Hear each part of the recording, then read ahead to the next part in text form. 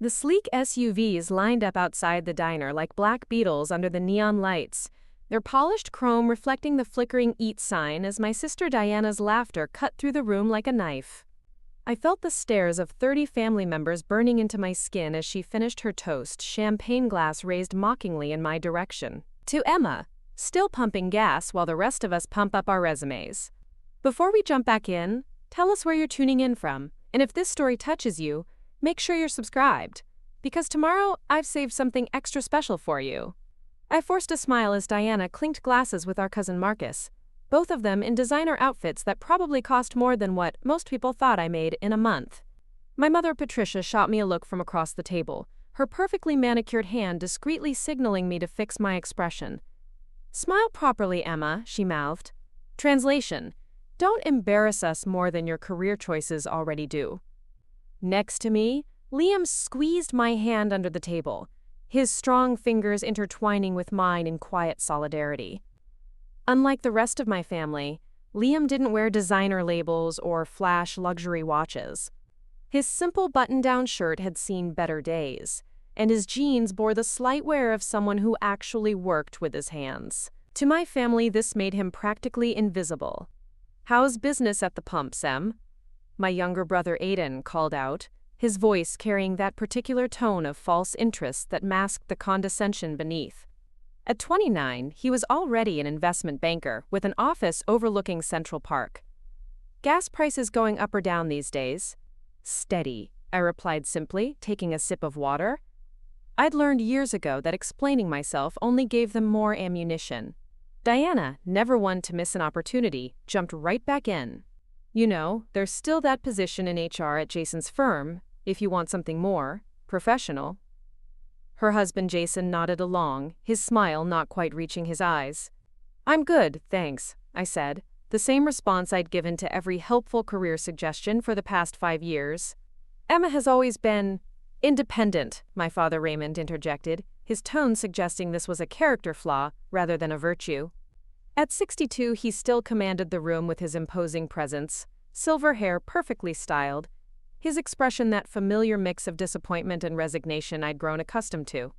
While her siblings focused on building careers, Emma chose a different path. The word "different" hung in the air like a judgment. My older brother Connor raised his glass. "To different paths," he said, and everyone clinked glasses with forced enthusiasm. I felt Liam's thumb tracing gentle circles on my palm under the table. When I looked at him, his deep brown eyes held nothing but steady support. "They don't get it," he whispered, leaning close enough that his breath tickled my ear. "And they never will." God, I loved this man. Even with his perpetually oil-stained fingernails and the faint smell of gasoline that seemed permanently embedded in his skin, he was more real than anyone in this room, full of investment bankers, corporate lawyers, and marketing executives. "I still can't believe you're actually dating a... What is it you do again?" Diana asked Liam directly, her smile predatory. "Petroleum distribution specialist," Liam replied with a perfectly straight face, and I had to suppress a laugh. It was our private joke, technically accurate while sounding infinitely more impressive than gas station attendant, which was how my family insisted on introducing him. "Right," Diana said, exchanging a look with Jason. "Very essential work." My cousin Olivia, always the diplomat at 34, tried changing the subject.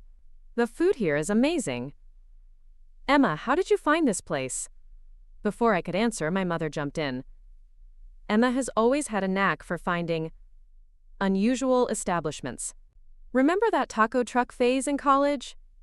"Those were the best tacos in the city," I defended, feeling that familiar heat creeping up my neck. "Ladies and gentlemen," my father's voice boomed through the private dining room, cutting through the chatter.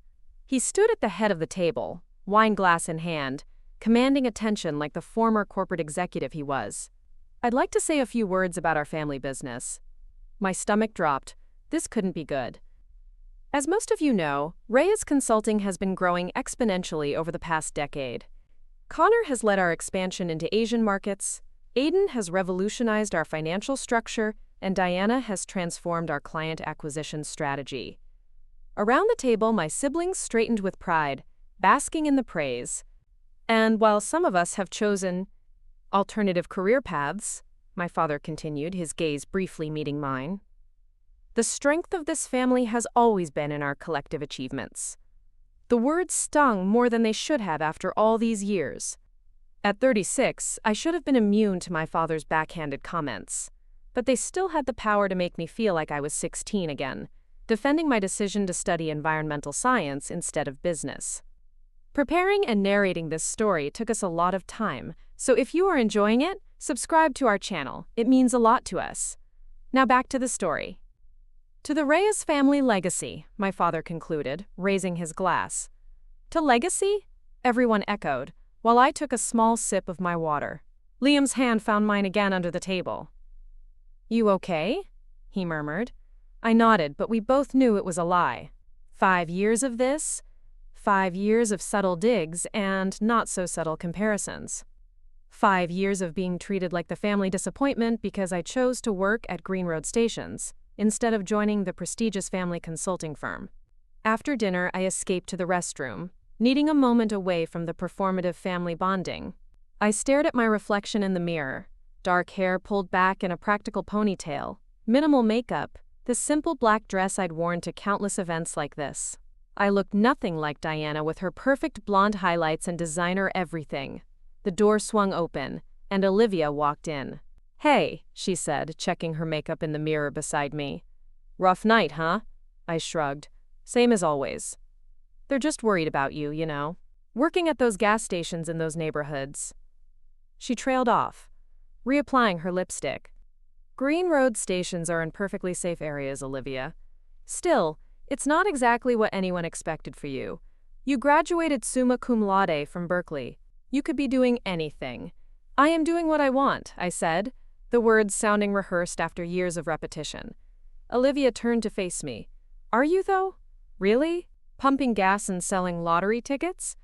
Be honest with yourself, Em? Before I could respond, Diana walked in, her heels clicking against the tile floor. There you are. Mom's asking where you went. Always disappearing at family functions. She turned to the mirror, fluffing her perfectly styled hair. Jason says you two should come to dinner next week. He knows someone at Morgan Stanley who's hiring. We're busy, I said automatically. Diana rolled her eyes. Busy doing what? Stocking shelves with energy drinks? Come on, Emma. This little rebellion has gone on long enough, don't you think? I felt something snap inside me. It's not a rebellion, Diana. It's my life. Some life, she muttered, just loud enough for me to hear. You know what people say, right? Such a shame about the Reyes girl. All that potential wasted. I pushed past both of them and headed back to the dining room, where Liam was engaged in what appeared to be an excruciatingly awkward conversation with my father and Connor.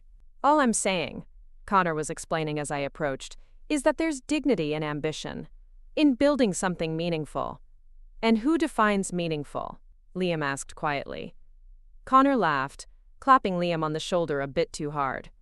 Society does, my friend. The market does. That's why some people make 7 figures and others, well. Ready to go? I interrupted, not caring if it was rude. Liam stood immediately, relief crossing his features. Absolutely.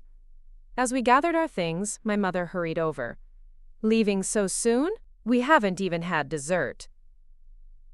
Early start tomorrow, I said, the excuse so familiar it rolled off my tongue without thought.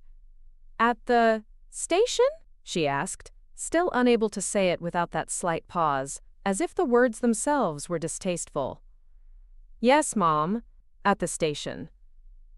She sighed, patting my arm in a gesture that was meant to be sympathetic but felt condescending. You know your father only wants what's best for you, Emma. We all do. I kissed her cheek perfunctorily.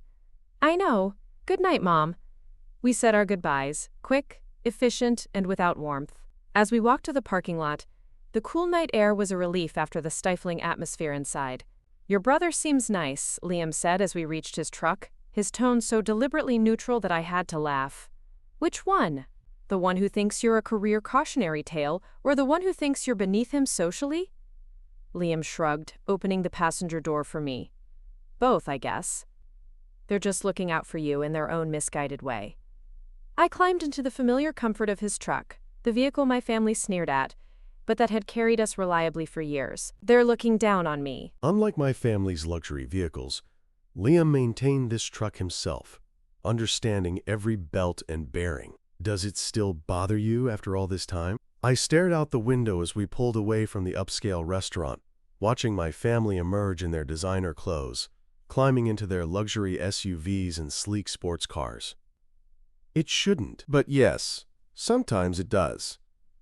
We drove in comfortable silence for a while, the city lights blurring past as we headed toward our neighborhood, not the upscale area where I grew up, but a modest, friendly community that felt more like home than my parents' mansion ever had. Your father mentioned the company's expanding again, Liam said finally.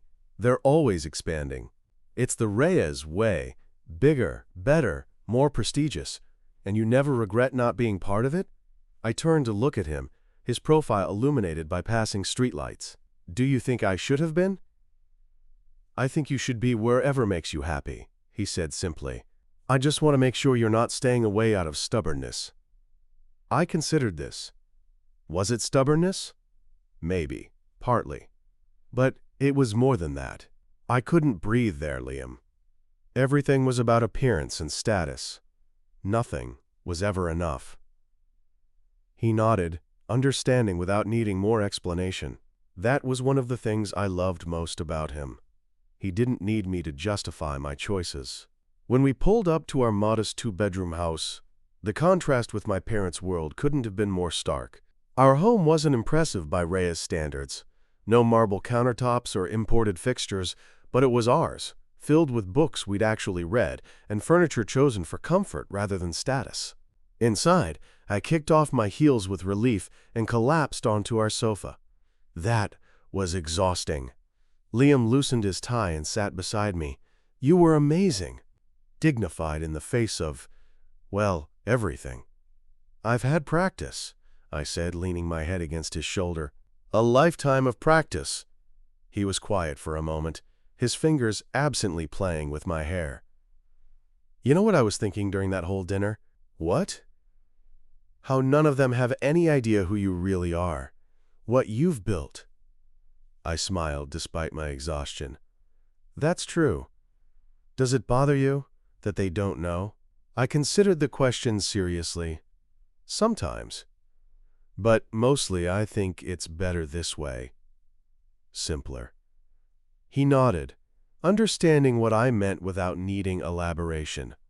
Still, one day they'll have to know. Maybe, I conceded, but not yet. That night, as Liam slept beside me, I stared at the ceiling, thinking about my family's assumptions, that I was wasting my potential, that I was working a dead-end job out of rebellion or lack of ambition. The irony was almost too perfect. If only they knew what I was really doing while they were building the Reyes legacy.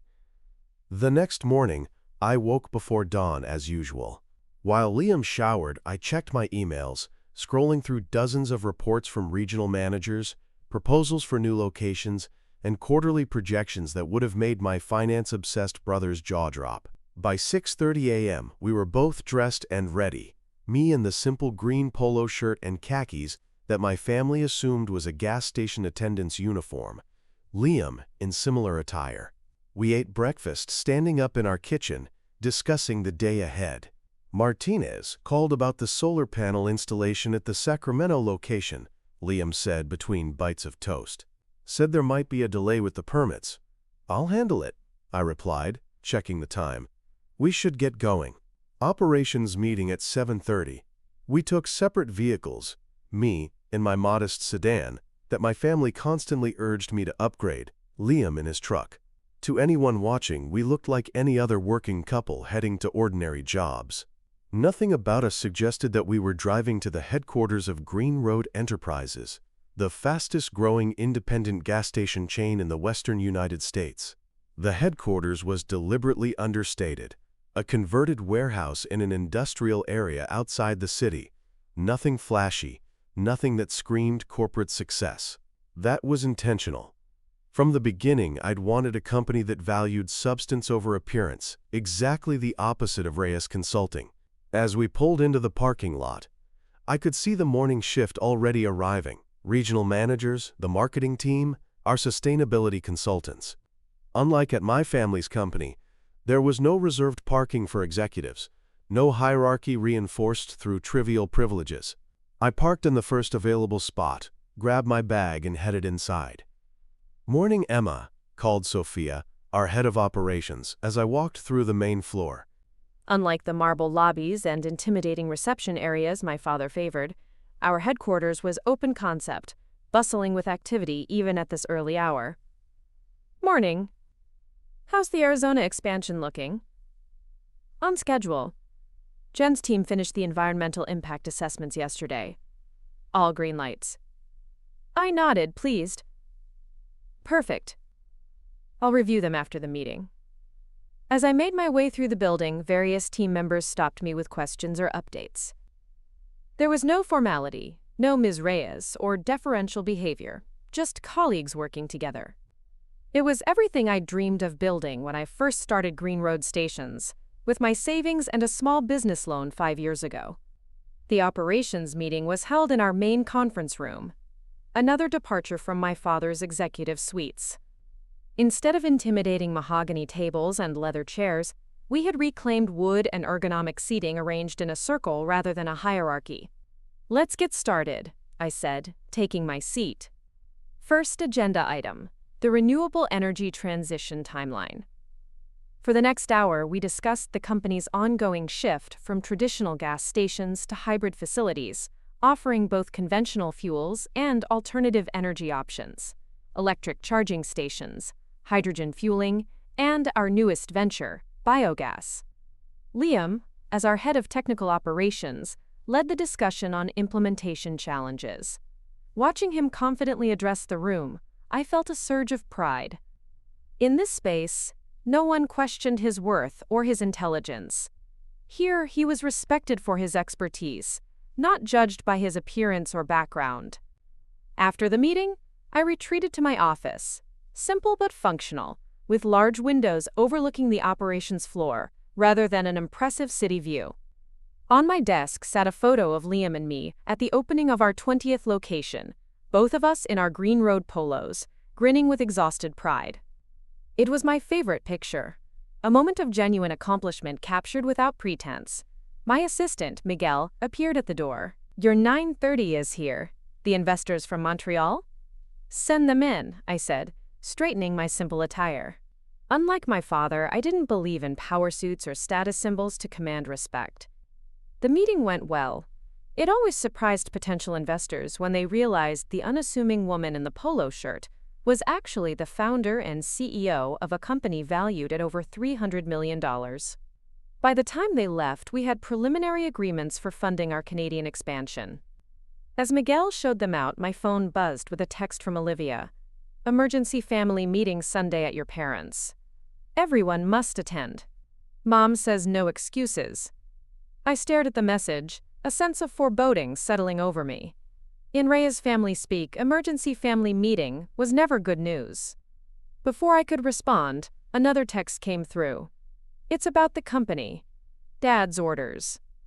I set the phone down, unsettled. My father never called emergency meetings unless something significant was happening with Reyes Consulting. Typically, these meetings were celebrations of new acquisitions or expansions, opportunities for my siblings to showcase their latest achievements while I sat in silent endurance. But something about this felt different. The word emergency carried weight that family dinner didn't. My phone rang. "Liam." "Hey," I answered. "Everything okay with the Fresno installation?" "All set," he said. "But that's not why I'm calling. Just got a weird call from your brother." I straightened in my chair. "Connor? He called you?" "Yeah. Wanted to know if we were both coming Sunday." Seemed, I don't know, off somehow. Off how? Stressed. Not his usual condescending self. Almost like he actually needed us there. I frowned. Connor never called Liam directly. He typically pretended Liam didn't exist unless forced to acknowledge him at family gatherings. Did he say what it was about? Just company business. Family matters. The usual vague Reyes speak. I sighed, swiveling in my chair to look out the window at the operations floor, where my actual life's work was happening. Guess we're going to a family meeting on Sunday. Guess so, Liam agreed. Want me to pick up lunch? I'm heading back that way. The abrupt shift to normalcy made me smile despite my unease. Yes, please. The usual. After hanging up, I stared at Olivia's text again. Something was happening with Reyes Consulting. Something significant enough to warrant an emergency meeting and personal calls to ensure attendance. For the first time in years, I felt a flicker of curiosity about my family's business. Not because I wanted any part of it, but because the unusual urgency suggested trouble. And despite everything, despite the years of condescension and judgment, they were still my family. The rest of the week passed in a blur of ordinary activity: meetings, site visits, conference calls with vendors. By Saturday night, I'd almost managed to push the upcoming family gathering out of my mind. Almost. What do you think it's about? Liam asked as we prepared dinner in our kitchen, the radio playing softly in the background. I shrugged, chopping vegetables with perhaps more force than necessary. Probably another expansion. Maybe Connor closed that Singapore deal he's been chasing. Or Diana's landed another Fortune 500 client. And they need an emergency meeting for that? You know my family. Everything's a production. Every achievement needs an audience. Liam was quiet for a moment, adding the vegetables I'd chopped to the stir-fry sizzling on the stove. What if it's not good news? The thought had occurred to me, but I'd been pushing it away. Like what? I don't know. Companies hit rough patches sometimes, even successful ones. I laughed, the sound sharper than I intended. Not Reyes Consulting. Haven't you heard? They're invincible. Just ask them. Liam didn't press the point, but his silence spoke volumes. He was right. The unusual nature of the summons suggested this wasn't a typical Reyes family celebration. That night, I dreamt of my childhood home, of running through its immaculate halls while my father's voice called after me, urgent but unintelligible. I woke before dawn, a sense of unease following me into consciousness. Sunday arrived overcast and cool, matching my mood. I dressed with more care than usual for a family gathering, opting for a simple but elegant black dress rather than my typical casual attire. If this was important enough for an emergency meeting, it deserved a degree of formality. Liam raised an eyebrow when he saw me. Should I wear a tie? No, I said, then reconsidered. Actually, yes. The navy one. He nodded, understanding without explanation. We were preparing for something, though neither of us knew exactly what. The drive to my parents' house in the exclusive Hillcrest neighborhood was quiet, both of us lost in our own thoughts. As we pulled through the wrought iron gates and up the circular driveway, I noted that every family member's car was already there: Connor's Mercedes, Aiden's Porsche, Diana, and Jason's Range Rover. Full house, Liam murmured as we parked. When my father says emergency, people show up, I replied, taking a deep breath before exiting the car. The massive front door opened before we reached it, revealing my mother in a perfectly tailored pantsuit, her expression tighter than usual. Emma, Liam, she said, kissing my cheek and nodding to Liam. Everyone's in the study. The study, not the formal living room or the dining room where family gatherings typically took place. Another departure from the norm. We followed her through the marble-floored entrance hall and down the corridor to my father's private domain. The heavy oak door stood open, revealing a scene that immediately set off warning bells in my mind. My father sat behind his massive desk, looking older than I remembered. The usual commanding presence diminished somehow. Connor stood by the window, tie loosened, staring out at the manicured gardens. Aiden paced near the bookshelves, while Diana and Jason sat in stiff silence on the leather sofa. Olivia perched awkwardly on an ottoman, clearly uncomfortable. No drinks were being served. No casual conversation hummed in the air. The atmosphere was thick with tension. "Emma," my father said, looking up as we entered. "Thank you for coming." The formality of his greeting only increased my unease. Raymond Reyes didn't thank people for following his directives. He expected compliance as his due. "What's going on, Dad?" I asked, remaining standing rather than taking a seat. Liam positioned himself beside me, a quiet presence of support. My father glanced at Connor, who turned from the window with visible reluctance. "We're facing a situation," my father began, his voice measured. "A temporary cash flow issue with the company." I blinked, processing his words. In 36 years, I had never heard my father admit to any kind of issue with Reyes Consulting. "What kind of cash flow issue?" I asked. Connor stepped forward. "Some investments didn't perform as expected. A major client defaulted on payments. Market volatility. The usual business challenges." But his tone suggested this was anything but usual. "How bad?" I pressed. The silence that followed was answer enough. "We could lose everything," my mother finally said, her voice barely above a whisper. I looked around the room, taking in the expressions of my family members. The fear, the uncertainty, the unfamiliar vulnerability. For people who had built their identities around success and achievement, this kind of failure was more than financial. It was existential. "Everything meaning what, exactly?" Liam asked, speaking for the first time since we'd entered the room. Jason straightened, his financial advisor persona taking over. "The company assets, the family investments, potentially the house if things continue to deteriorate. Raymond and Patricia personally guaranteed some of the larger business loans." "How did this happen?" I asked, directing the question to my father. He looked older than I'd ever seen him, the weight of responsibility evident in the new lines on his face. "A series of calculated risks that didn't pay off. The market turned against us.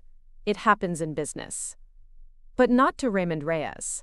Not to the man who had built an empire on his infallible business instincts. Not to the father who had spent decades making me feel small for choosing a different path. "What do you need from us?" I asked, cutting to the heart of the matter. They hadn't called an emergency family meeting just to share bad news. My father and Connor exchanged glances, and I sensed the real purpose of this gathering approaching. "We need liquidity," Connor said, quickly. "We're talking to all family members about any assets or savings they might be able to contribute to stabilize the company while we restructure." "You want money," I clarified, the irony of the situation not lost on me. "It would be a loan," Diana interjected, "an investment in the family business. Once we're past this rough patch." "If you're past this rough patch," Liam corrected quietly. The room fell silent again, the unspoken truth hanging heavy in the air. My father cleared his throat. "Emma, we know you may not have significant liquid assets, but anything you could contribute would help. We're all making sacrifices." I almost laughed at the assumption that the family disappointment, the gas station worker, couldn't possibly have significant liquid assets, but I kept my expression neutral. "How much are you looking for?" I asked. Connor named a figure that would have been shocking if I hadn't already guessed the severity of their situation.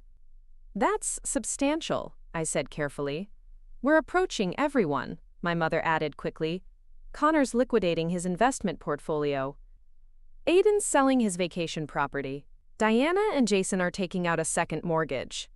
All their carefully curated symbols of success being dismantled to save the family business."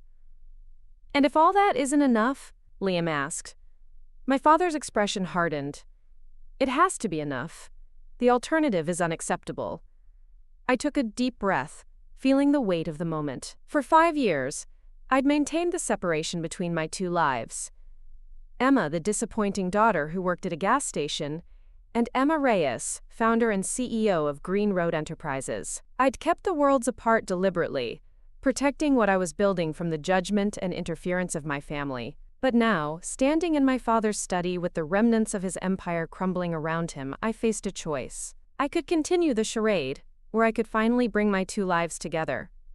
I glanced at Liam, reading the subtle shift in his expression. After 5 years together, we could communicate volumes in a single look. His slight nod told me everything I needed to know. It was time. Before I answer, I said, turning back to my family. I have some questions about the business situation. My father's jaw tightened. This isn't a negotiation, Emma. We're asking for family support. I understand that, I replied calmly. But if you're asking for my money, I'd like to know exactly what happened. The room fell silent. Financial details were typically kept between my father, Connor, and Aiden, the business minds of the family. Diana was included because of her position in client relations, but even my mother was often kept in the dark about specifics. Connor stepped forward, straightening his tie in a gesture I recognized as his preparation for difficult client conversations.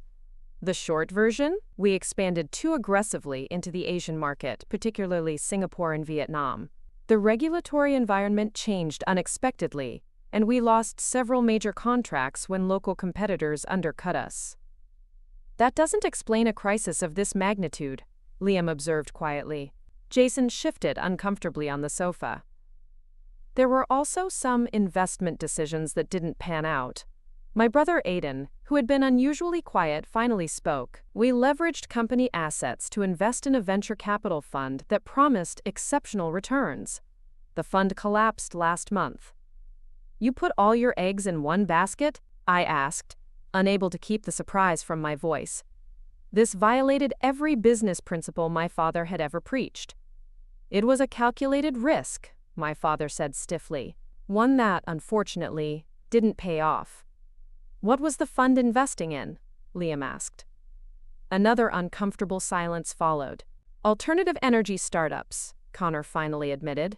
The fund was focused on disrupting traditional fuel markets with new technologies. The irony was almost too perfect. My family had lost their fortune betting against the very industry I'd built my success in. Which fund?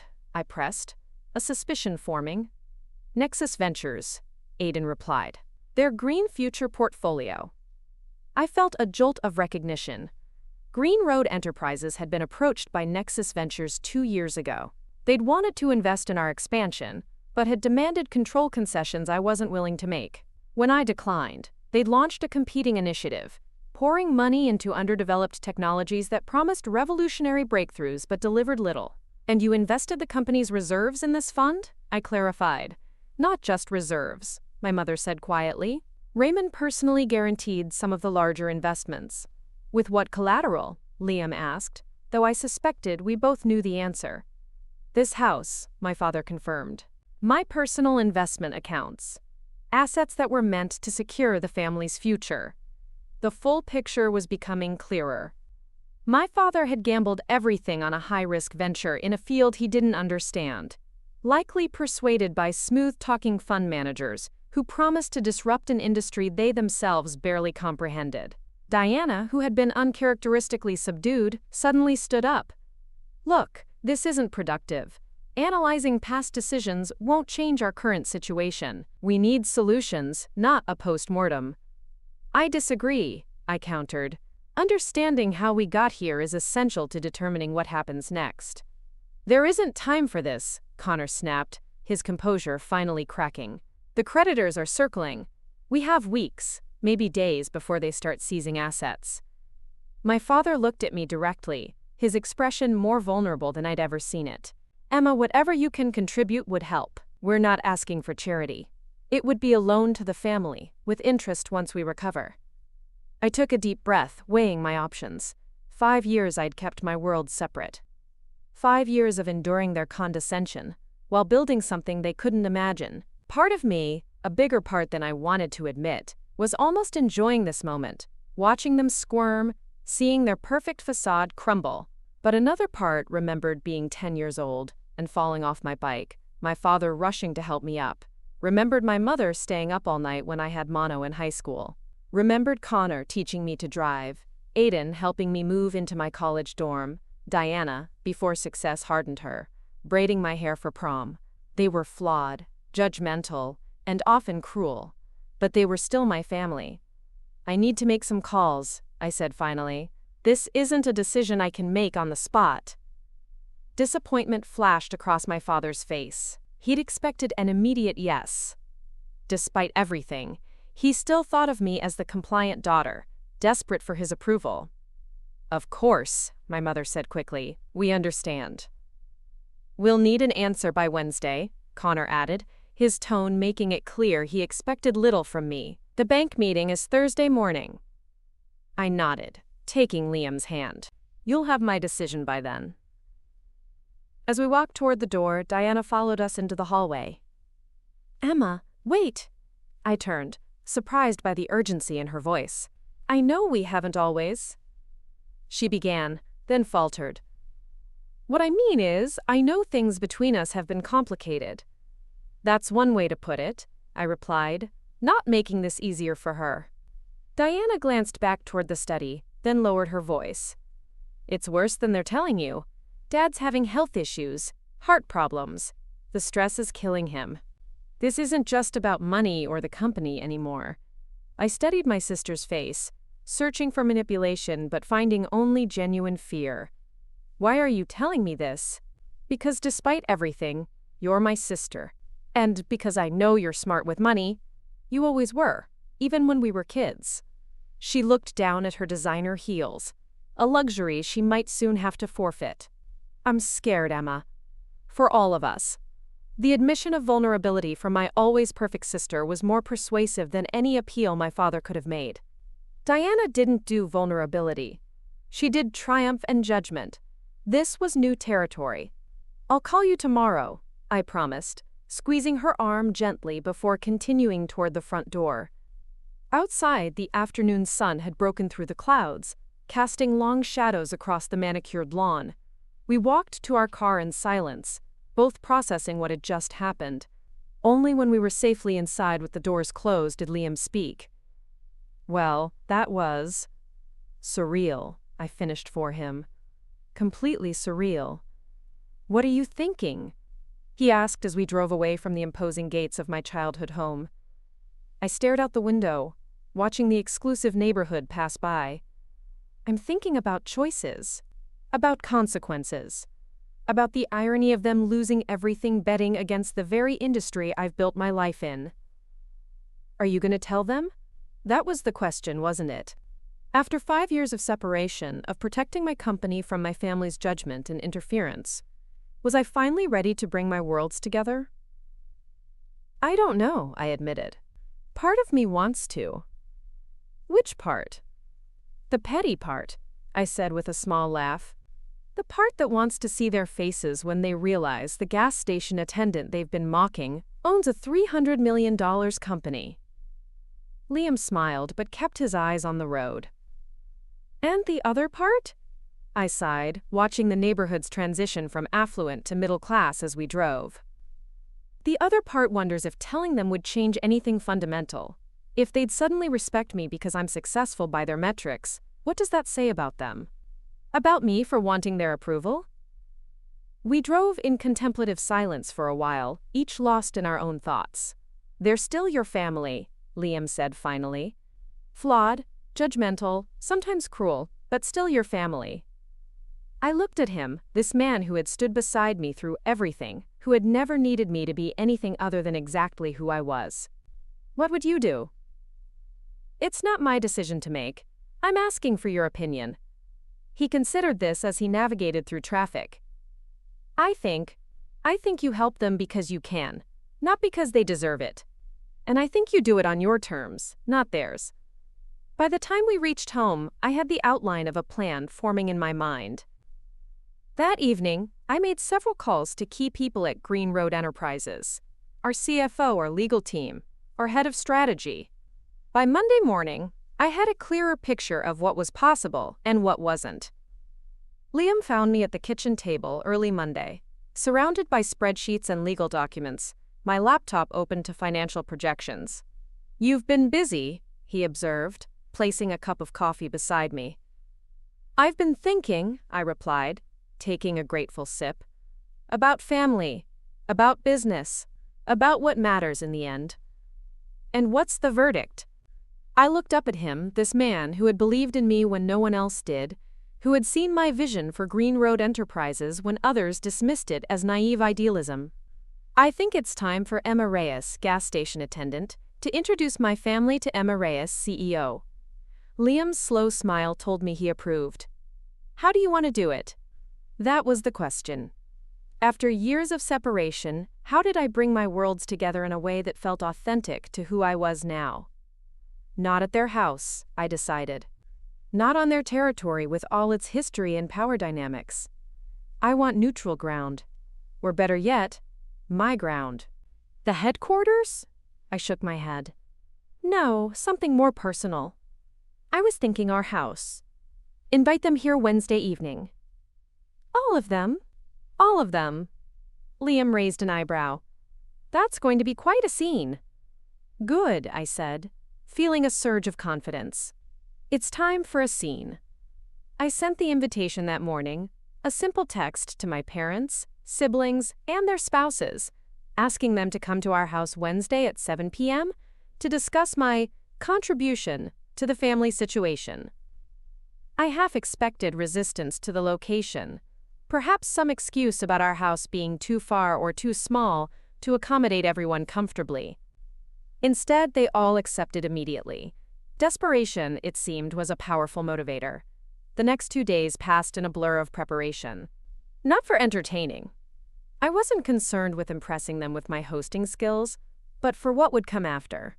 Legal documents were drafted, financial analyses completed, contingency plans developed. By Wednesday afternoon, everything was in place. Are you nervous? Liam asked as we prepared a simple spread of food and drinks. Nothing elaborate. Cheese, crackers, fruit, wine. This wasn't a social occasion. Strangely, no, I realized. I feel ready. Like everything has been leading to this moment. He squeezed my hand. Because it has. You've built something remarkable, Emma.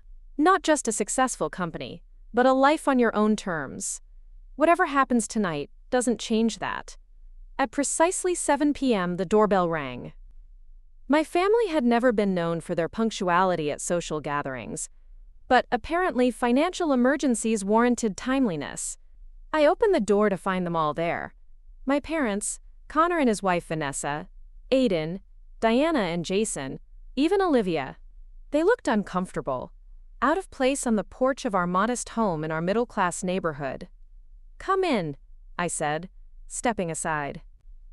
They filed in, their discomfort palpable as they took in our simple living room with its practical furniture and bookshelves lined with actual books rather than decorative objects.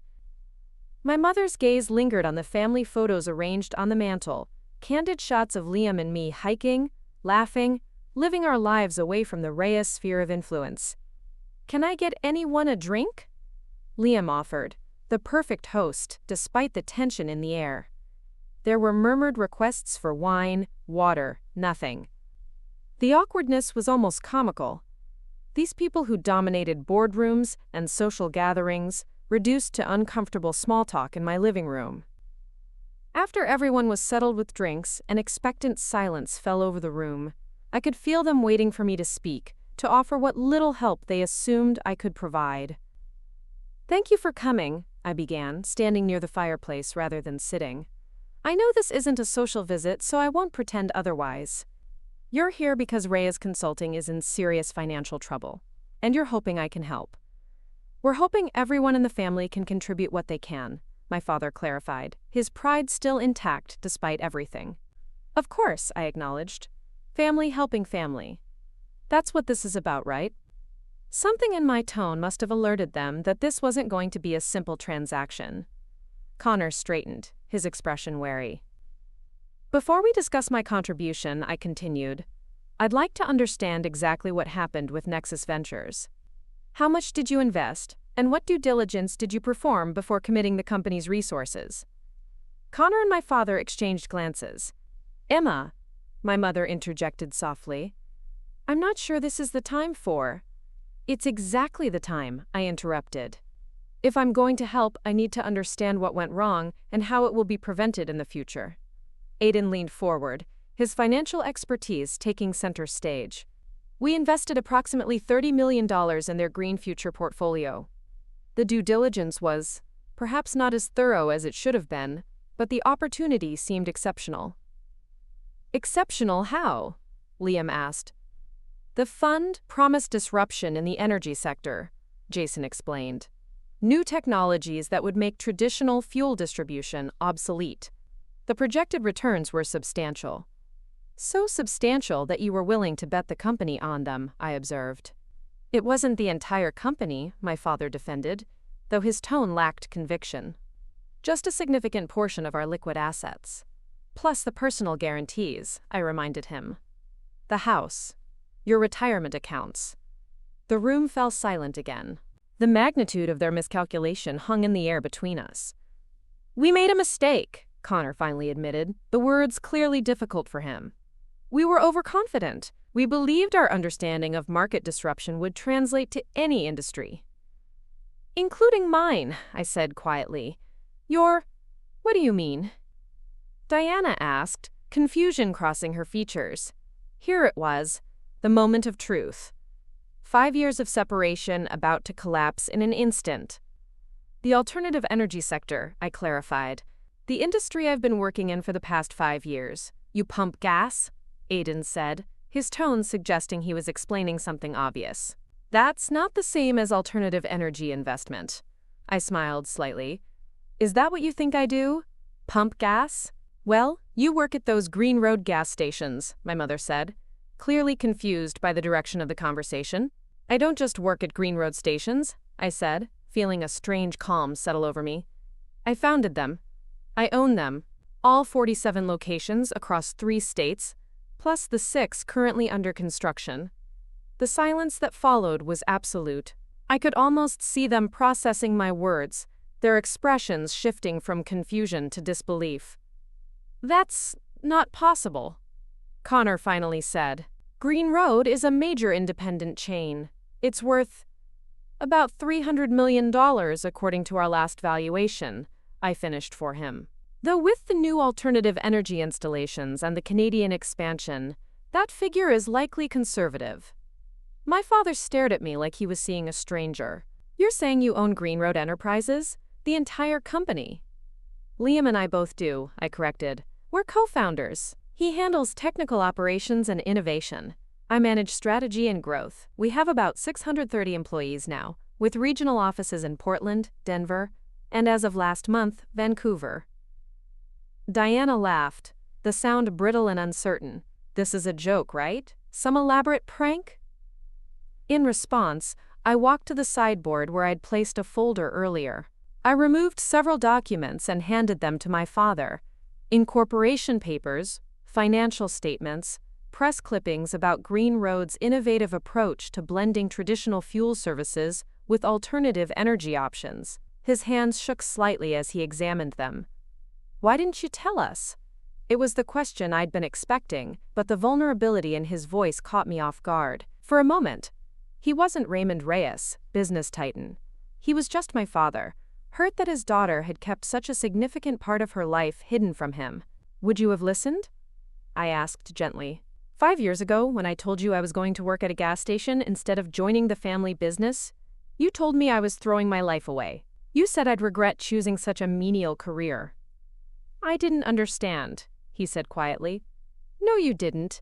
You didn't ask what I saw in the industry, what my plans were, what potential I recognized that others had missed. You assumed because it wasn't prestigious enough, it couldn't be worthwhile. Connor was still examining the documents, his expression shifting from disbelief to something like respect. These numbers, they're incredible. Your growth rate is exceptional. We found a niche, Liam explained. Traditional gas stations were ignoring the coming shift to alternative energy. Big oil companies were fighting it. We decided to embrace the transition, creating hybrid facilities that serve both conventional vehicles and those running on alternative fuels. Plus comprehensive convenience stores, electric vehicle charging stations, and partnerships with local food vendors, I added. We're not just selling fuel, we're creating community hubs for travelers. And you built all this while we thought you were. Diana trailed off, unable to complete the sentence. While you thought I was wasting my potential, I finished for her. Yes. The weight of 5 years of misconceptions, of judgment and condescension, settled over the room. I could see them reassessing everything they thought they knew about me, about Liam, about the choices we'd made. Why reveal this now? Aiden asked, ever the pragmatist. You could have continued building your company without us knowing. I considered his question carefully. Because despite everything, you're still my family. And families should know each other, really know each other, not just the versions they want to see. My mother's eyes filled with tears. Oh, Emma, I'm so proud of you. So proud and so sorry. Her words touched something deep inside me, a place that, despite everything, had still longed for parental approval. But I wasn't that person anymore. I didn't need their validation to know my worth. Thank you, I said simply. But this isn't about pride or apologies. It's about what happens next. My father looked up from the documents, his business acumen reasserting itself. You're gonna help us. It wasn't a question, but an assumption. Typical Raymond Reyes. Already calculating how my newly revealed assets could serve his needs. I'm going to offer you a choice, I corrected. One that requires all of you to think very carefully about what you really want, what you value, and who you want to be moving forward. I glanced at Liam, who nodded encouragingly. Then I turned back to my family, ready to present the plan we'd developed.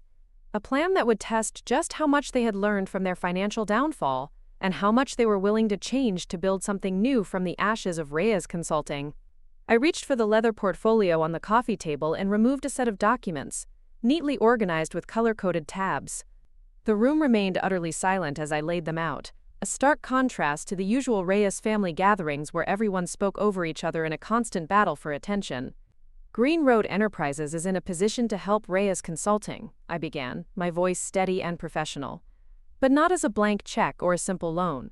What I'm proposing is a structured partnership with conditions that benefit both companies. Connor leaned forward, his business instincts engaged despite the shock of the last few minutes. What kind of partnership? A strategic alliance, I explained. Green Road has been developing an innovative corporate sustainability division that helps traditional businesses transition to more environmentally responsible operations. Reyes Consulting, with its extensive client network, would be an ideal channel partner. You want to use our client relationships to sell your services, my father summarized, his tone neutral but his eyes sharp, evaluating. I want to give Reyes Consulting a new revenue stream and positioning that differentiates you in an increasingly competitive market, I corrected. Our data shows that 78% of Fortune 500 companies are actively seeking sustainability partners. You need a new direction, we can provide one. Aiden was already scanning the financial projections I'd included. These numbers are significant. You're projecting a complete financial turnaround within 18 months? Conservative projections, Liam added. The actual potential is likely higher, especially if key Reyes clients engage quickly. Diana, ever the marketing strategist, was already seeing the possibilities. This could be powerful positioning. Reyes Sustainability Initiatives has a nice ring to it. I nodded. Exactly. You wouldn't just be offering traditional consulting services. You'd be helping your clients prepare for the future. It creates a compelling narrative of transformation, for them and for Reyes itself. And what would Green Road get from this arrangement? My father asked, cutting to the heart of the matter. Access to corporate clients we might otherwise spend years cultivating, I replied honestly. Plus the credibility of partnership with an established consulting firm. It's mutually beneficial. Jason, who had been unusually quiet, finally spoke. And the financial component? How much capital are you willing to inject to stabilize Reyes in the short term? This was the critical question, the one they'd really come for. I took a deep breath, feeling Liam's reassuring presence beside me. Green Road is prepared to purchase a minority stake in Reyes Consulting for $10 million, with an option for additional investment based on performance metrics. The figure hung in the air. It wasn't enough to solve all their problems, but it would prevent immediate collapse. 10 million, Connor repeated. That's helpful, but not sufficient for our current situation. It's not meant to be a complete solution, I explained. It's meant to be a foundation for rebuilding. The remaining gap would need to be addressed through aggressive restructuring, asset sales, and renegotiation with creditors. You're suggesting we dismantle much of what we've built, my father said, his voice tight with emotion. I'm suggesting you transform what you've built into something sustainable, I countered. The business landscape is changing, Dad. The old models aren't working anymore. This isn't just about surviving the current crisis, it's about creating something that will thrive in the future. My mother, who rarely involved herself in business discussions, surprised everyone by asking, "What are the conditions, Emma?" "You mentioned there were conditions." "No," I agreed. "It's something much more important than a contract. It's a commitment we either make to each other or don't, but it's non-negotiable for me."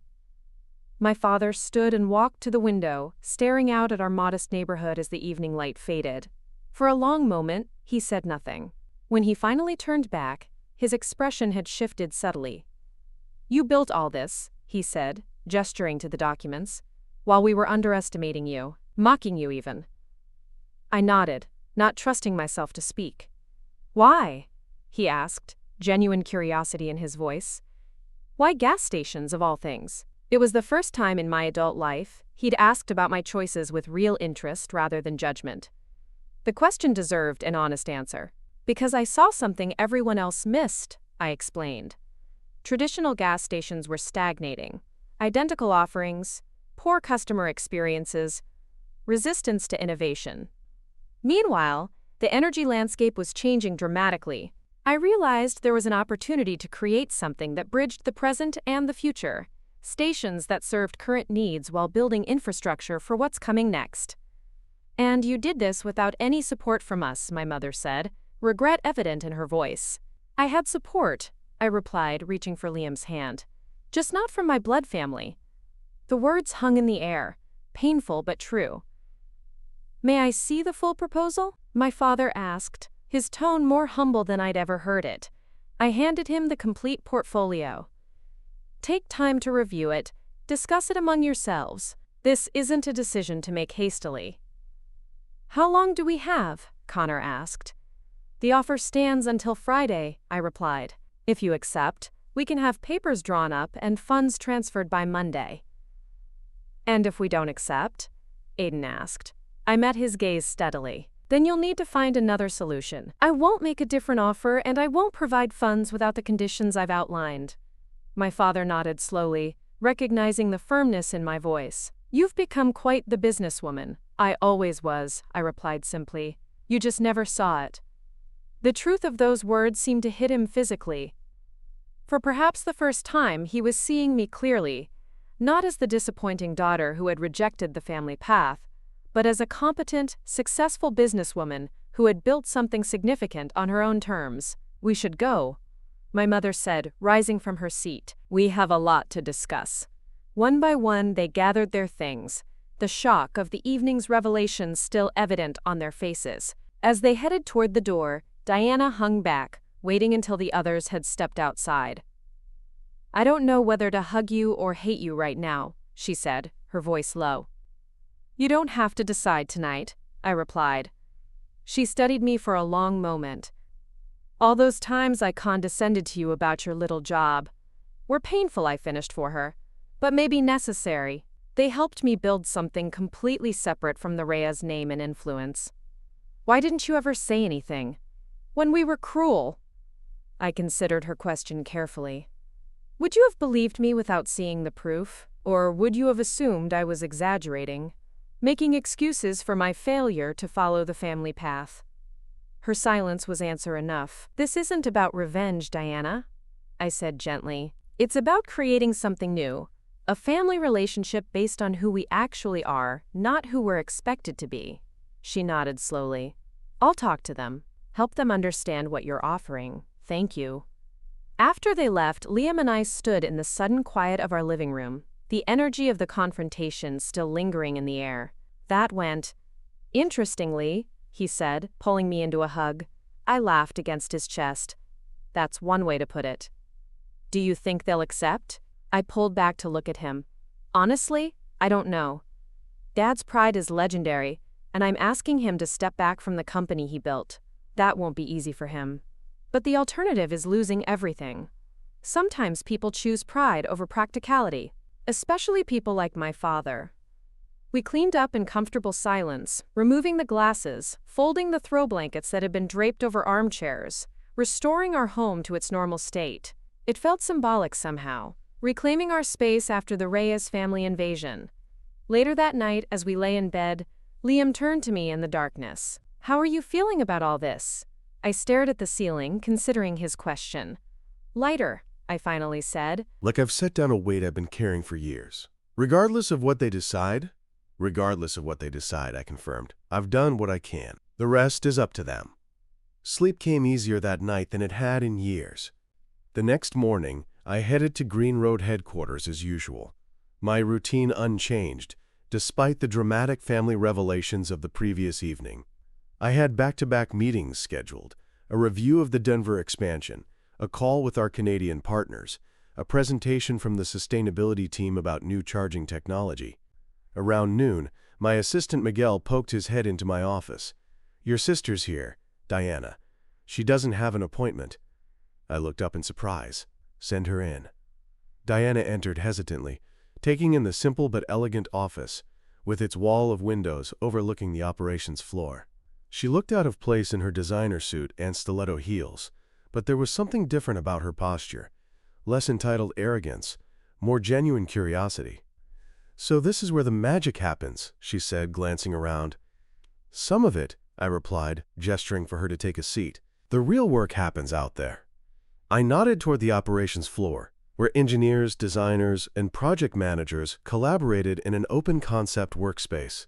"It's not what I expected," she admitted. "What did you expect?" "I don't know. Something more corporate? Traditional?" I smiled. "That would defeat the purpose of what we're building here. We're trying to reinvent an industry, not replicate existing structures." She nodded, then got to the point. "They're still in shock. All of them. Dad most of all." "I can imagine. But they're considering your offer. Seriously considering it." She leaned forward. "I think they'll accept, Emma. They don't have much choice, and deep down they know it." "It's not about forcing their hand," I clarified. "It's about creating a partnership that works for everyone." "I know that. And I think they're beginning to understand it too." She hesitated, then asked, Would it be possible to see more of what you've built here?" Her request surprised me, but I nodded. "Of course. Let me give you the tour."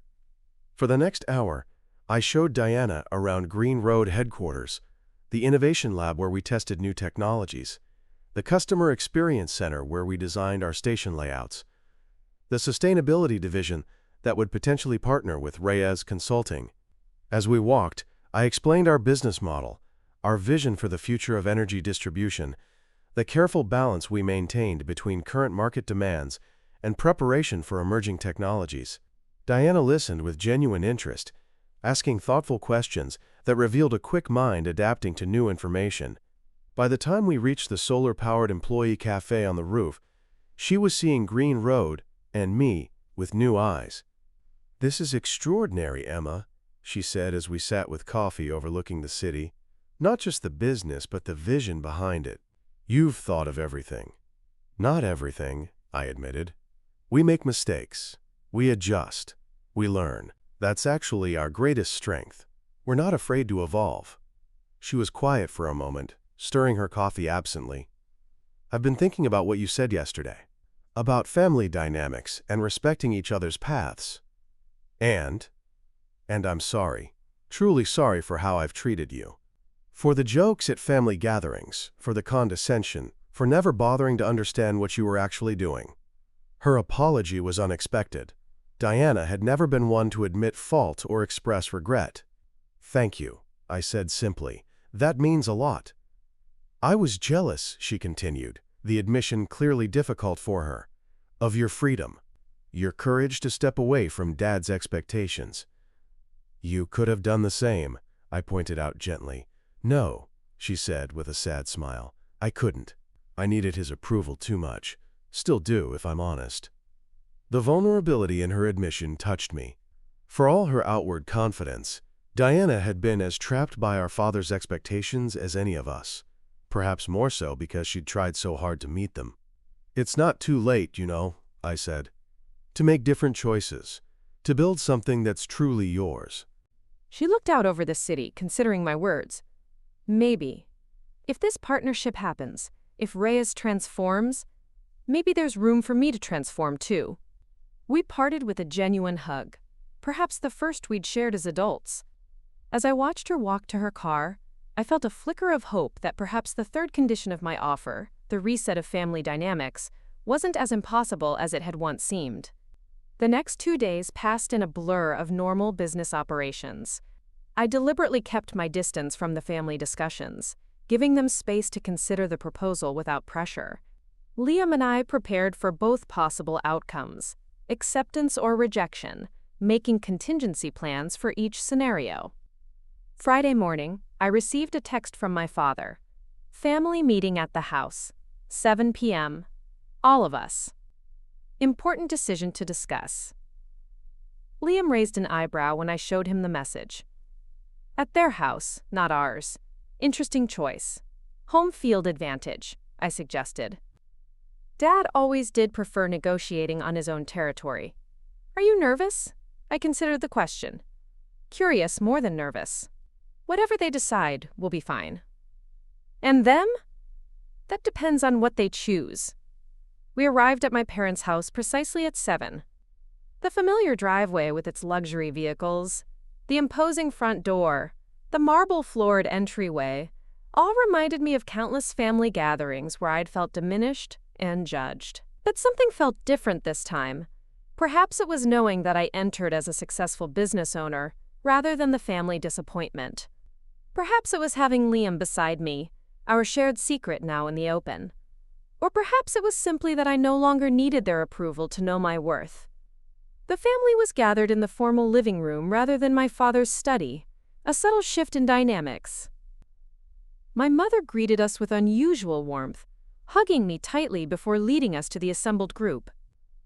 My father stood as we entered, straightening his jacket in a gesture I recognized as preparation for an important statement. The room fell silent, all eyes on him.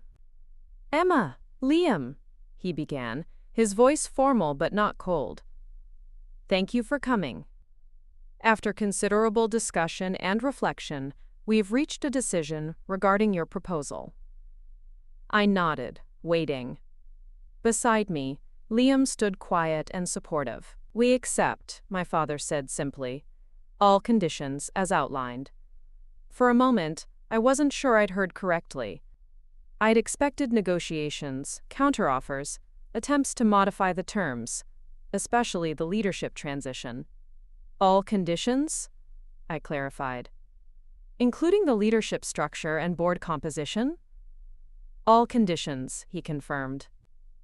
"Including my transition to Chairman Emeritus within 6 months." The room remained silent, everyone watching this exchange with varying expressions of tension and relief. "May I ask, what led to this decision?" I said carefully. My father glanced at Connor, who nodded encouragingly, then back to me. "Several factors. The financial reality, obviously, but also a recognition that perhaps it's time for Reyes Consulting to evolve, to become something new." Diana spoke up from her place on the sofa. "I showed them the headquarters yesterday. Explained what I saw there." "You took them to Green Road?" I asked, surprised. "Just Connor and Dad," she clarified. "I thought they needed to see it firsthand, to understand what you've built and why this partnership makes sense." Connor nodded. It was illuminating. "Your operation is impressive, Emma. Professional, forward-thinking, cohesive. You've created something remarkable." Coming from my perfectionist older brother, this was high praise indeed. "And the third condition?" I asked, addressing my father directly. "The reset of family dynamics?" For the first time, my father's composure faltered slightly. "That one is more challenging. Habits of a lifetime don't change overnight." "I'm not expecting overnight," I clarified. "I'm expecting commitment to the process. Genuine effort." My mother stepped forward, taking my hands in hers. "We want to try, Emma. Really try. We've missed so much of your life, your accomplishments. We don't want to miss any more." The sincerity in her voice touched something deep inside me. The part that, despite everything, had always wanted my family to see me, really see me. Quote, "That's all I'm asking," I said softly. "Just try." My father cleared his throat, clearly emotional, but struggling to maintain his composure. "I've had our lawyers review the documents you provided. They're preparing the final paperwork for Monday. Our legal team will coordinate with yours," I replied, slipping easily into business mode. "And then?" Aiden asked. "What happens after the papers are signed?" It was Liam who answered, speaking for the first time since we'd arrived. "Then the real work begins. Building something new together." The phrase hung in the air, full of both promise and challenge. My father nodded slowly. "Building something new together," he repeated, as if testing the concept. "I believe I'd like that." As the evening progressed, the atmosphere gradually shifted from formal to something approaching warmth. Diana's husband Jason engaged Liam in a surprisingly respectful conversation about energy markets. Aiden asked thoughtful questions about Green Road's financial structure. My mother showed genuine interest in our daily operations. It wasn't perfect. There were still moments of awkwardness, old patterns threatening to reassert themselves. But there was also something new emerging, fragile, but real. Later, as we prepared to leave, my father pulled me aside in the hallway. "I've been thinking about what you said the other night," he began, his voice lower than usual, "about why you chose gas stations. And I realized something. You're more like me than I ever understood." I raised an eyebrow, not sure how to take this comparison. "When I started Reyes Consulting, everyone told me I was crazy," he continued. "The market was saturated. The big firms had it locked up. But I saw something others didn't. A gap in service for mid-sized companies that needed sophisticated advice but felt ignored by the major players." I nodded, having heard this origin story many times over the years. "You did the same thing," he said, genuine admiration in his voice. "You saw an opportunity everyone else missed. The difference is, you had the courage to pursue it without anyone's approval. Without my approval. The acknowledgement of my business acumen, of my independence, of my courage, was something I'd stopped hoping for years ago." "Thank you for saying that," I replied simply. "I was wrong about you, Emma, wrong for a very long time." The admission clearly cost him, but he continued. "I'm proud of what you've built. And I'm grateful, not just for the financial rescue, but for the chance to know the daughter I've been missing all these years." Emotion tightened my throat, making it difficult to respond. I settled for a nod, blinking back unexpected tears. As if sensing the weight of the moment, my father straightened and reverted to more familiar territory. "The transition won't be easy. I've been running Reyes Consulting for 35 years. There will be adjustments." I smiled slightly. "I expect nothing less. But we'll figure it out. Together." The word felt new between us. Together, but not unwelcome. Driving home that night, Liam and I were quiet, processing the events of the evening. "They surprised me," he finally said as we turned onto our street. "Especially your father. I didn't think he'd accept stepping down so readily." "I think seeing Green Road made the difference," I replied. "It's one thing to hear about my success. It's another to see it firsthand." "And the family reset? Do you think that's possible?" I considered his question as we pulled into our driveway, the modest house that had witnessed last night's revelations now a symbol of my authentic life. "I think it's a beginning," I said carefully. "Real change takes time. But there was something different tonight. Something I haven't felt with them before." "What's that?" "Respect," I said simply. "Not because of my bank account or company valuation, but because they finally saw me. The real me. The person who was always there, if they'd bothered to look." As we walked to our front door, I paused to look up at the night sky, stars faintly visible despite the city lights. 5 years ago, I'd made a choice that separated me from my family's expectations and judgments. Tonight, perhaps, I'd begun the process of reconnection, not as the person they wanted me to be, but as the person I actually was. Tomorrow would bring paperwork and financial transactions, transition plans, and partnership agreements. But tonight, under the quiet stars, I savored something more valuable than business success.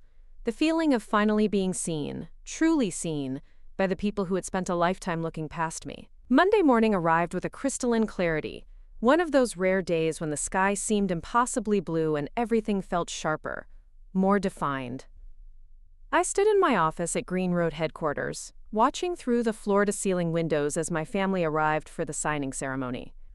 They emerged from their vehicles looking both familiar and somehow different. My father in his customary tailored suit but with a subtly softened demeanor. Connor with his briefcase but without his usual air of superiority. Diana in designer wear but her posture less rigid, more open. "Ready for this?" Liam asked, appearing at my side. He'd chosen to wear a suit today, a departure from his usual practical attire. The dark fabric accentuated his broad shoulders and steady presence, reminding me how much I valued having him beside me through all of this. "As ready as I'll ever be," I replied, straightening the lapels of my own suit, emerald green, the color of Green Road's logo. It was a deliberate choice, a visual reminder of what I'd built and who I was bringing to this partnership. Miguel escorted my family to the conference room where our legal teams were already assembled with the partnership documents. I took a moment to center myself before following, aware that we were crossing a threshold that would forever change both our family dynamics and our business relationships. The conference room buzzed with subdued energy as I entered, lawyers arranging papers, my mother nervously adjusting her jewelry, Aiden reviewing last-minute figures on his tablet. My father stood at the window, looking out over the Green Road campus with an expression I couldn't quite read. "Good morning," I said, drawing everyone's attention. "Thank you all for being here today." My father turned, our eyes meeting across the room. A wealth of unspoken history passed between us in that brief moment. Years of misunderstanding and judgment, but also a new tentative respect. "Emma," he acknowledged with a slight nod. "Impressive facility." "Thank you," I replied simply, accepting the compliment for what it was. A small but significant step toward a new understanding. Our respective legal teams guided us through the signing process with practiced efficiency. Each signature represented not just a business transaction, but a transformation of relationships, personal and professional. The $10 million investment from Green Road. The restructured leadership. The sustainability partnership. The new board composition. With each signed document, the future took shape around us. When the final signature was in place, there was a moment of weighted silence before Connor spoke. "Well," he said, attempting lightness, "I suppose this makes us official partners." "More than partners," I corrected gently. "Family and business together. That's something different." "Different how?" Aiden asked, genuinely curious. I considered my answer carefully. In regular partnerships, people come together primarily for profit. In family businesses at their best, there's something more. A shared legacy, a common purpose that extends beyond financial statements. "At their best," my father repeated, a hint of challenge in his voice. "And at their worst?" "At their worst, they're cauldrons of resentment and dysfunctional power dynamics," I answered honestly. "Which is why the third condition of our agreement is so important." Diana nodded. "The family reset." "Yes," I confirmed. "Without that, the business partnership won't work. Not sustainably." The legal teams packed up their documents, leaving us alone in the conference room, just family now, facing the reality of our new arrangement. "So what happens next?" my mother asked, her voice betraying a hint of uncertainty. I moved to the head of the table, a position my father had always occupied at family gatherings. The symbolism wasn't lost on any of us. "Next, we begin the real work," I said, meeting each person's gaze in turn. "Connor and I will lead the integration team, with representatives from both companies working to implement the sustainability partnership. Dad will begin the transition to Chairman Emeritus, with a detailed knowledge transfer plan. Aiden will spearhead the financial restructuring. And Diana will develop the marketing strategy for the new Reyes Sustainability Division." My father's eyebrows rose slightly.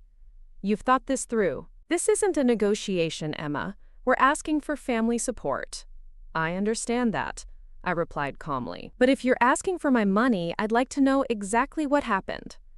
The room fell silent. Financial details were typically kept between my father, Connor, and Aiden, the business minds of the family.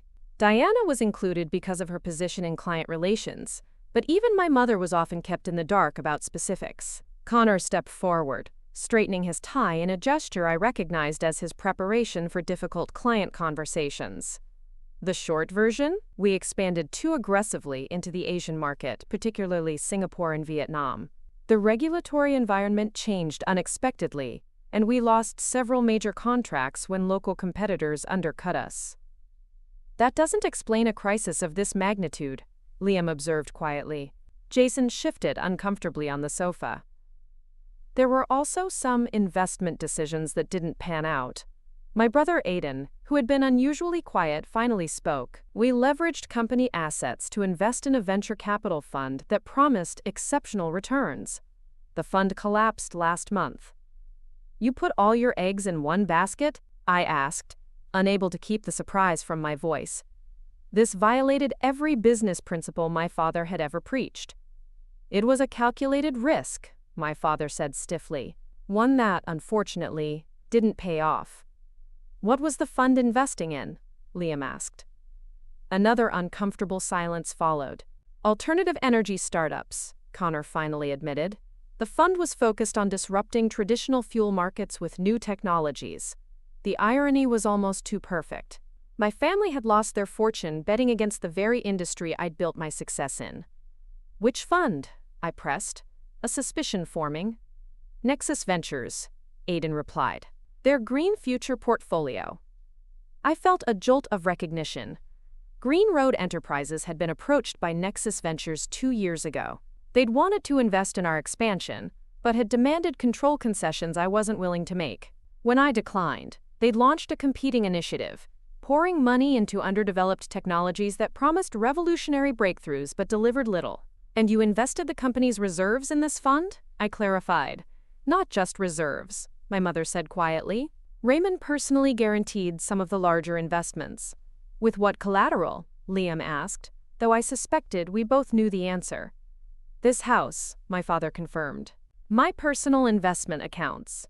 Assets that were meant to secure the family's future." The full picture was becoming clearer. My father had gambled everything on a high-risk venture in a field he didn't understand, likely persuaded by smooth-talking fund managers who promised to disrupt an industry they themselves barely comprehended. Diana, who had been uncharacteristically subdued, suddenly stood up. "Look, this isn't productive. Analyzing past decisions won't change our current situation. We need solutions, not a post-mortem." "I disagree," I countered. "Understanding how we got here is essential to determining what happens next." "There isn't time for this," Connor snapped, his composure finally cracking. "The creditors are circling. We have weeks, maybe days, before they start seizing assets." My father looked at me directly, his expression more vulnerable than I'd ever seen it. "Emma, whatever you can contribute would help. We're not asking for charity. It would be a loan to the family, with interest once we recover." I took a deep breath, weighing my options. 5 years I'd kept my world separate. 5 years of enduring their condescension, while building something they couldn't imagine. Part of me, a bigger part than I wanted to admit, was almost enjoying this moment, watching them squirm, seeing their perfect facade crumble. But another part remembered being 10 years old and falling off my bike, my father rushing to help me up. Remembered my mother staying up all night when I had mono in high school. Remembered Connor teaching me to drive, Aiden helping me move into my college dorm, Diana, before success hardened her, braiding my hair for prom. They were flawed, judgmental, and often cruel, but they were still my family. "I need to make some calls," I said finally. "This isn't a decision I can make on the spot." Disappointment flashed across my father's face. He'd expected an immediate yes. Despite everything, he still thought of me as the compliant daughter, desperate for his approval. "Of course," my mother said quickly. "We understand." "We'll need an answer by Wednesday," Connor added, his tone making it clear he expected little from me. "The bank meeting is Thursday morning." I nodded, taking Liam's hand. The invitation hung in the air, weighted with significance. This wouldn't be a Reyes family dinner with its rigid protocols and performance expectations. It would be something new. A gathering in my space, on my terms. We'd like that, my mother answered for all of them. What time should we come? 7, Liam replied. And just yourselves. No need for gifts or formalities. As they left to prepare for the evening, I stood at my office window, watching them cross the parking lot. Their postures different, their interactions with each other somehow altered. The $10 million investment was significant, but the real transformation happening before my eyes was worth far more. They're different today, Liam observed, coming to stand beside me. All of them. They are, I agreed. The question is whether it will last beyond the honeymoon phase. Only time will tell, he said pragmatically, but today was a good start. That evening, our modest home welcomed the Reyes family in a new capacity, not as judgmental visitors observing our humble life with condescension, but as genuine guests eager to understand who we really were. The contrast with previous family gatherings couldn't have been more stark. Diana arrived first, bearing a bottle of wine and an uncharacteristic nervousness. I wasn't sure what to bring, she admitted as I welcomed her. This feels different. It is different, I confirmed, accepting the wine with a smile. That's the point. She followed me to the kitchen where Liam was preparing dinner, a simple but delicious meal of grilled salmon, roasted vegetables, and fresh bread. Nothing elaborate or pretentious, just good food meant for sharing. Can I help? Diana asked, setting down her designer handbag and rolling up the sleeves of her silk blouse. Liam and I exchanged surprised glances. In all our previous interactions, Diana had never once offered to help with anything domestic. Sure, Liam said, recovering quickly. You can chop these herbs if you'd like. I watched with quiet amazement as my perfectly manicured sister awkwardly handled a chef's knife, her determination to participate outweighing her inexperience. It was a small thing, but symbolically significant, Diana Reyes stepping outside her comfort zone, making an effort. Up next, you've got 2 more standout stories right on your screen. If this one hit the mark, you won't want to pass these up. Just click and check them out. And don't forget to subscribe and turn on the notification bell so you don't miss any upload from us.